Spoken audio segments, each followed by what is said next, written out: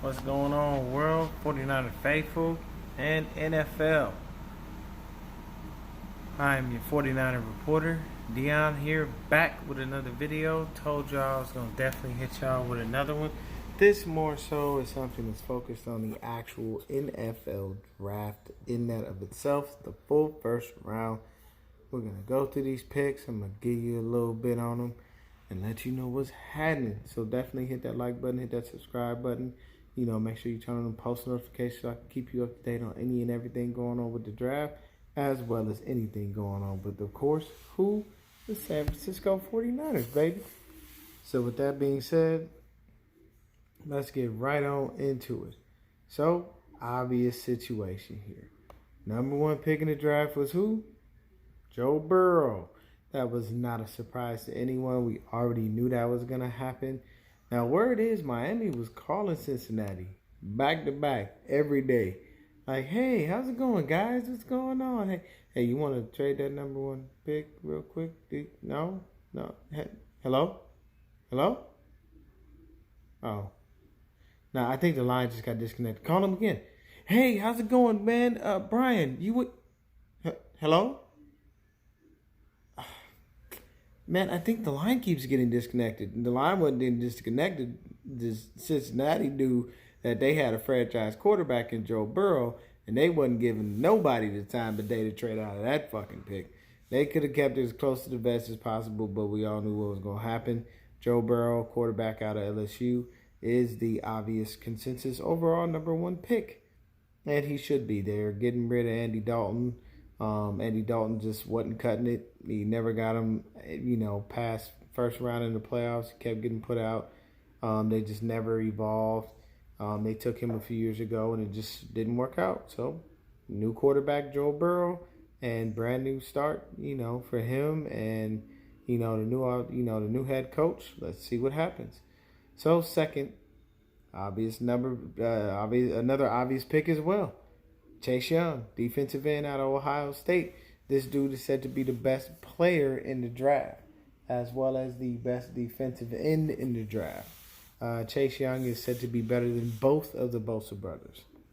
And, he's just he's really that good, man. Truthfully, he is. I can't even lie to you. He really is that damn good. He showed out on tape. He's always healthy. He's always available. So you never have any problems with that. Chase Young goes to the Washington Redskins at number 2. So we'll slide on down. Then we're going to go to number 3 with the Detroit Lions. Now, the Lions reportedly were trying to trade out of this pick. They wanted to get out of number 3, move back, stockpile a few picks. I'm assuming nobody was giving them what they wanted, and or they just weren't getting calls for that pick. So, with that being said, they went ahead and got rid of Darius Slay. So they drafted the best cornerback in the NFL draft, Jeff Okudah out of Ohio State. Really high grade from all of the draft analysts. And by his tape, he's going to be a superstar, man. He's going to be a definite great defensive back in the league. Next up with number 4, we have the New York Giants selecting tackle Andrew Thomas out of Georgia. Now, this guy is going to be protecting Daniel Jones' blindside. Now, pretty sure the Giants, everybody thought they probably would have went a different route here, but it's smart for them to go ahead and protect their quarterback because he wasn't really protected. That offensive line was shit last year. And when I say shit, I mean hot shit. It was garbage. I mean, Nate Soldier was in New England protecting Tom Brady for God knows how long, and he played like hot garbage. So you got to know that these guys were out there, man, and they went ahead and they had to make the move. Now, at number 5, this was the question. What are the Dolphins going to do? Now, they tried like hell to get up to number 1 and go ahead and grab Joe Burrow. It wasn't happening. So they said, all right, we'll stand pat. And they went ahead and they drafted Tua Tagovailoa. So the thing with Tua is everybody was worried about his health. They're worried about his durability concerns. But before all of this coronavirus crap started happening, they got a chance to be able to meet with him and meet with his doctors. And they feel good about his health. So, hey, I think Tua sits for a year. I don't think he starts right away. I think they sit him behind Ryan Fitzpatrick for at least a year, let him learn and understand the system, kind of get a feel for it. He's gonna just be holding the pen and the pad, in the pad, and understanding how the NFL game is played.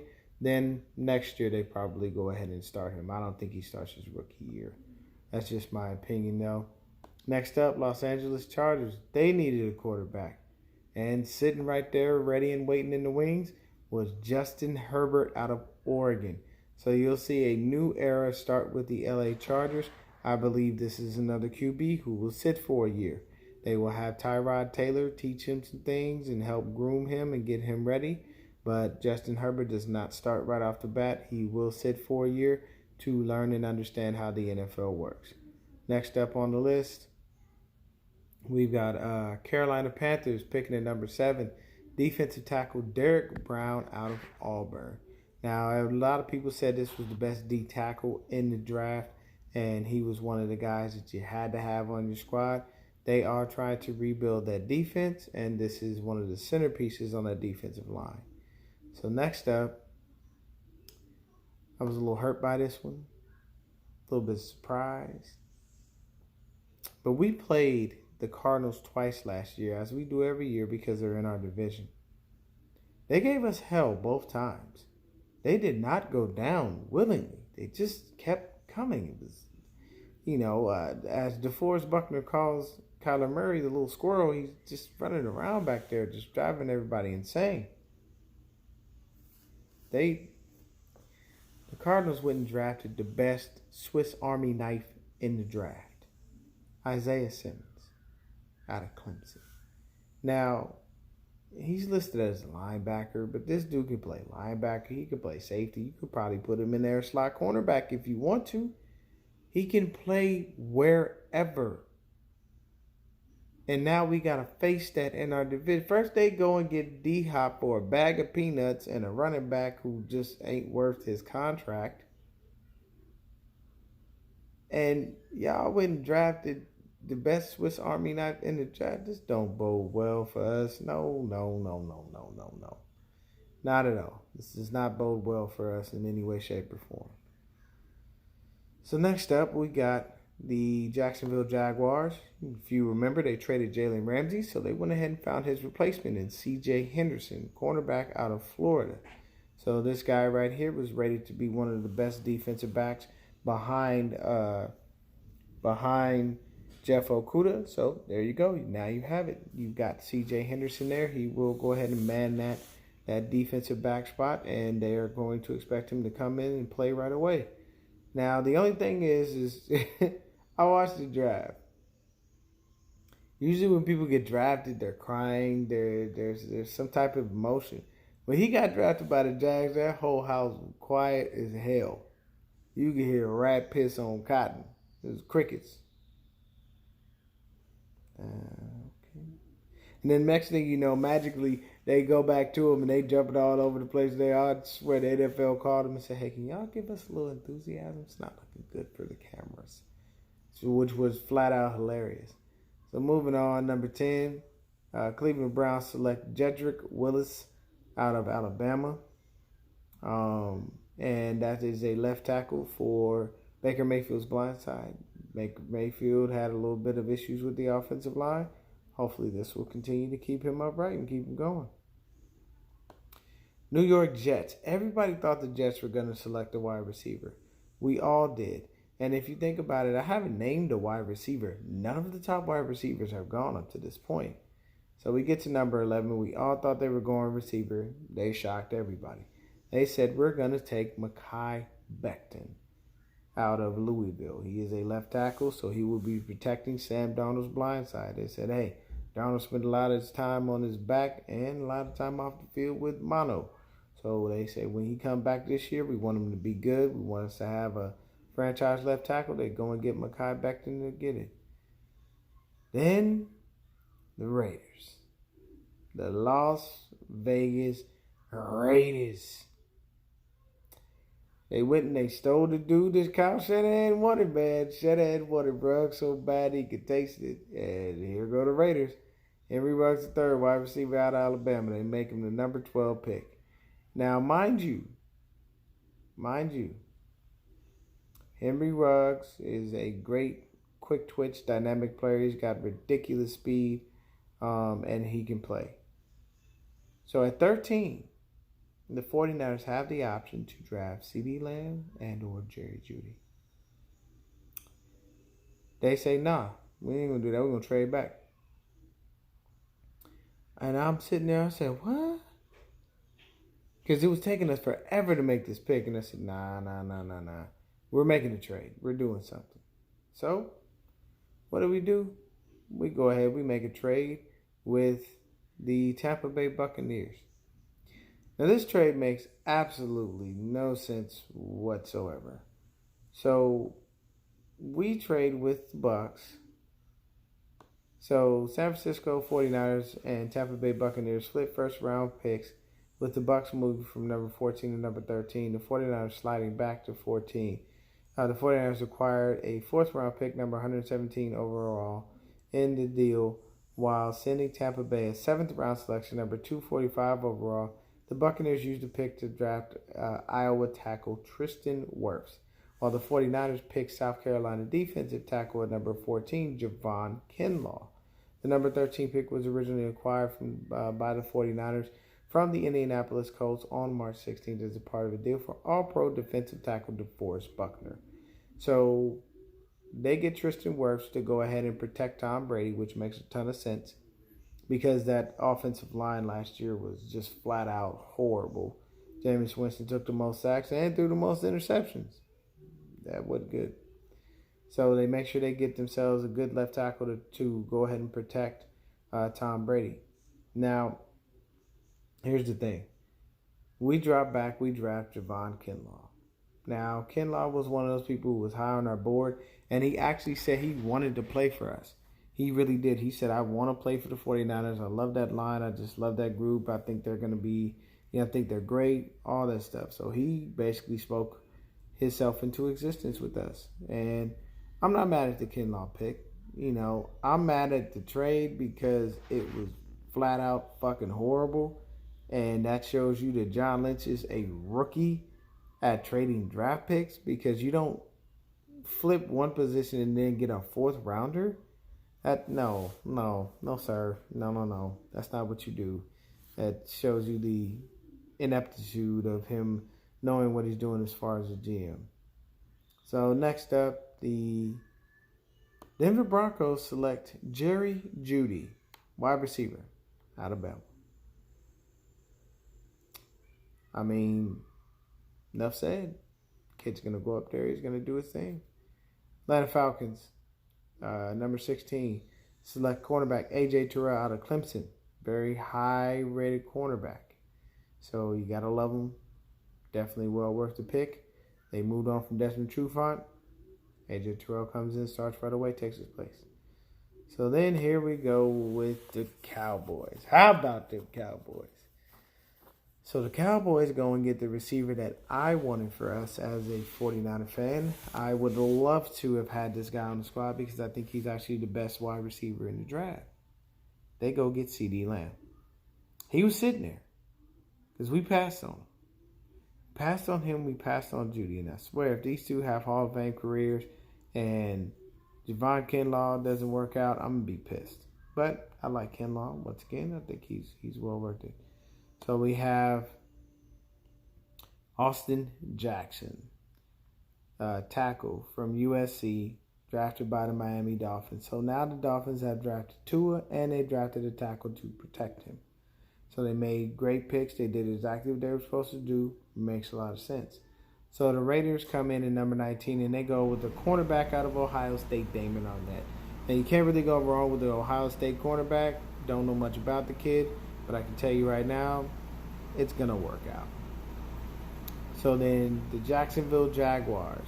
If you remember earlier in the draft, the Jags drafted C.J. Henderson as a DB. They did just go ahead and trade Calais Campbell. So now they say we need another edge rusher. So they went ahead and got K'Lavon Chaisson out of LSU. So this dude was very highly rated. They said he was going to be a great edge rusher. So here's your pick to go ahead and fill the void left by Calais Campbell being traded to the Baltimore Ravens.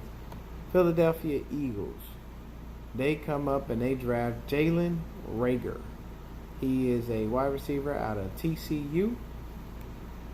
And he was one of the guys that a lot of people said that, the 49ers may draft. I never really cared for him. I looked at his tape. I looked at his numbers.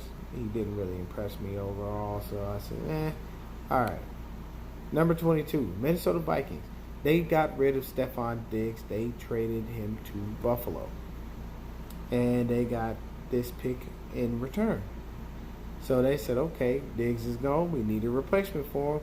They draft the next best receiver, Justin Jefferson out of LSU.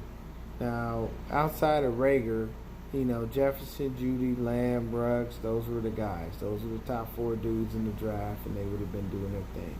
So, the next thing is the LA Chargers come in, and they trade up to go get a linebacker. So, the New England Patriots traded out of the first round due to the number 23 pick to the Los Angeles Chargers for a second-round pick and a third-round selection. The Chargers used the pick to select Oklahoma linebacker Kenneth Murray. Now, do you see what just happened right there? Do you see what happened with Bill Belichick at the helm and how he did it? The Chargers traded out of the first round, and acquired a second and third round pick. Take notes, John Lynch. Take notes. That's what you do. You don't trade and then get a pick in the 4th round, which, no. So, Chargers, go ahead and draft kid out of Oklahoma, Kenneth Murray. He's a linebacker. They go ahead and shore up their linebacking core. Next up, New Orleans Saints draft a center, Cesar Ruiz out of Michigan. They probably need to make sure that they shore up that center position.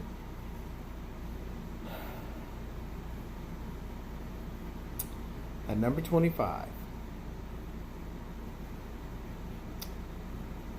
it was supposed to be the Minnesota Vikings picking here.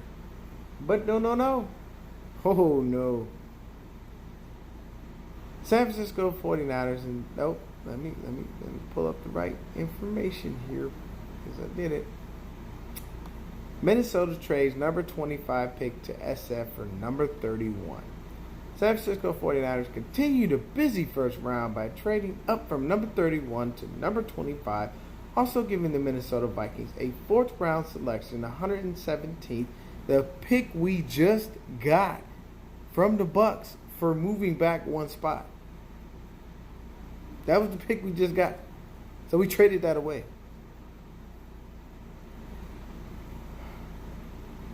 And a 5th rounder, number 176 in the deal. The 49ers had previously acquired the 4th rounder in a trade with Tampa Bay Buccaneers early in the first round.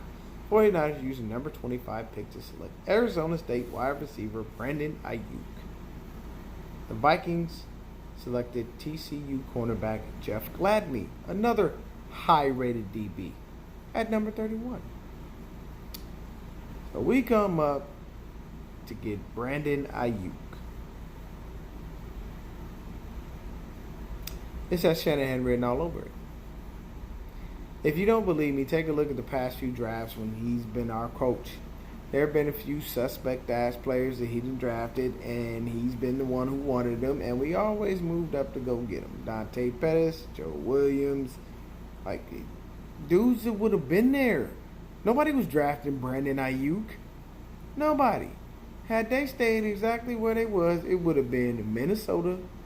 Green Bay wasn't drafting no receiver. Seattle was not drafting a receiver. Neither was Baltimore. Nor would have Tennessee. The Dolphins, maybe, but they didn't even draft one. And then we would have been right there. He'd have been right there. We'd have been perfectly fine. But no. Our idiot of a GM who has no idea how to do these damn trades. None. He showed his ineptitude in ways you cannot imagine when working with draft day scenarios. It's not bright. The 49ers now have a pick in the 5th, 6th, and 7th rounds. That's it.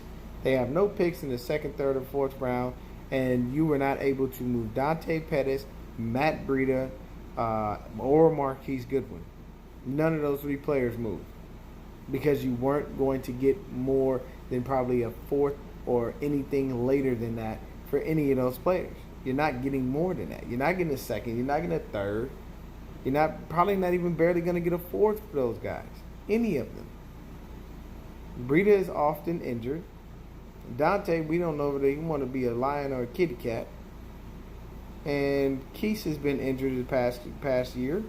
Like this, come on. You're not, no. These players aren't garnering that kind of draft capital where teams want to give that up for them. Moving on rapidly. Green Bay Packers go ahead and they trade up to go ahead and get Jordan Love. So there was a lot of draft day buzz around this kid and what he was and who he was and everything like that. And I said to myself, I'm like, okay, I mean, like I looked at him and there's nothing spectacular about this kid. Nothing at all. Not a stitch of something where it sticks out. And he says, man, you got to get this dude. So what happens? Jordan Love is the future quarterback of the Green Bay Packers. I do believe they will do Jordan Love just like they did Aaron Rodgers. You sit behind A-Rod for at least 3 to 4 years. They'll go ahead and they'll put you in and start you at that point. You will not play your first couple of years. Aaron Rodgers still has enough left in the tank for them to go ahead and keep on moving. So then we have the Seattle Seahawks. They draft a linebacker, Jordan Brooks, out of Texas Tech. So I saw that. I was like, all right, not really worried about that pick. Not bothered at all. Doesn't do anything for me. Not a real sexy pick. Baltimore Ravens select a linebacker, Patrick Queen out of LSU. Maybe they need to shore up their linebacking core.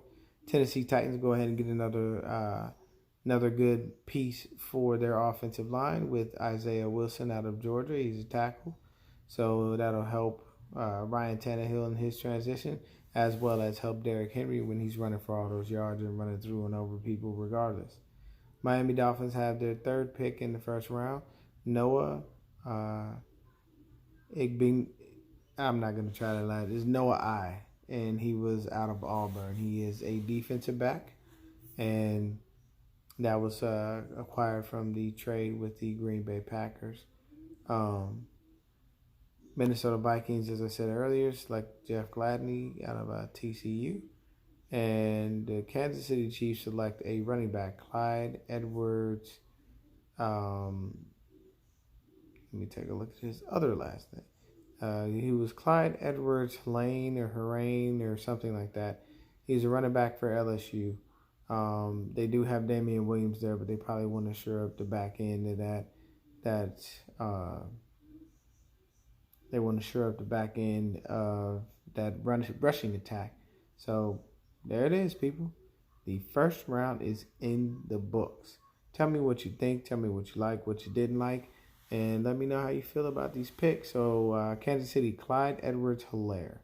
And the reason that the guy has the last name Edwards-Helaire is because his biological father went to jail when he was just a child, but he kept his name, and then he had his adopted father's name hyphenated onto his jersey a little bit later in life, when he started to play, and he honors both men because he loves them both. So the first round of the draft is over. You will not see the 49ers picking in the 2nd, 3rd, or 4th round.